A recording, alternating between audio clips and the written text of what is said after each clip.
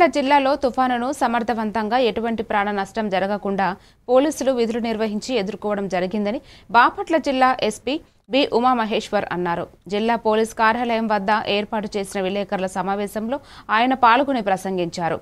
జిల్లాలో 400 చెట్లు విరిగి పడటం జరిగిందని సమాచారం అందిన గంటలోనే సమస్యలను పరిష్కరించామని ఈ సందర్భంగా ఆయన పేర్కొన్నారు.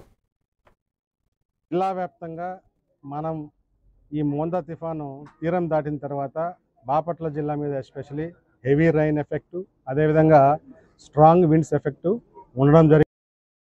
జిల్లా వ్యాప్తంగా చాలా ప్రాంతాల్లో సుమారు 400 వరకు heavy trees and especially residential ఏరియాస్లో కావచ్చు, కొన్ని చోట్ల హాస్పిటల్స్ దగ్గర, అదేవిధంగా టెంపుల్స్ దగ్గర, స్కూల్స్ దగ్గర, మెనీ ట్రాఫిక్ రిలేటెడ్ ఏరియాస్లో చాలా వరకు ట్రీస్ ఫాలన్ అవ్వడం జరిగింది.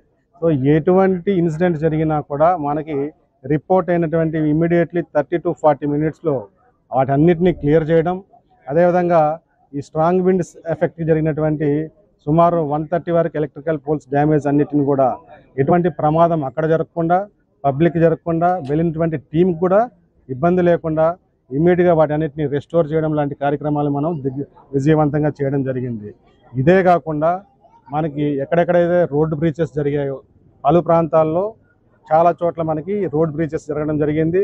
అదేవిధంగా ఓవర్ఫ్లో ఆఫ్ రెయిన్ వాటర్ చాలా ప్రాంతాల్లో మనకి ఈ వాగులు వంకలు గత కొద్ది రోజులకు కురుస్తున్నటువంటి రెయిన్స్ కావచ్చు, ఈ తుఫాను సందర్భంగా వచ్చినటువంటి రెయిన్ అండ్ అదర్ ప్రాంతాల నుంచి వస్తున్నటువంటి డ్రైన్ ఇంపాక్ట్ కూడా మన బాపట్ల జిల్లాలో ఎక్కువగా ఉండడం వల్ల చాలా ట్యాంక్స్ కూడా మోర్ దాన్ 100 ట్యాంక్స్ మీద అబ్జర్వేషన్ పెట్టడం జరిగింది.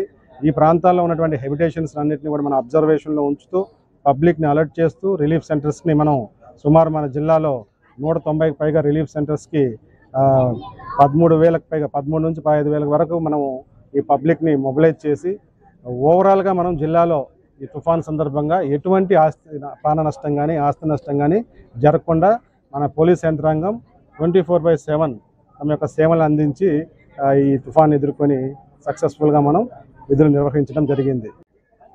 జిల్లా మరిన్ని డీటెయిల్స్తో మళ్ళీ కలుద్దాం. Stay tuned to A1 TV Telugu news.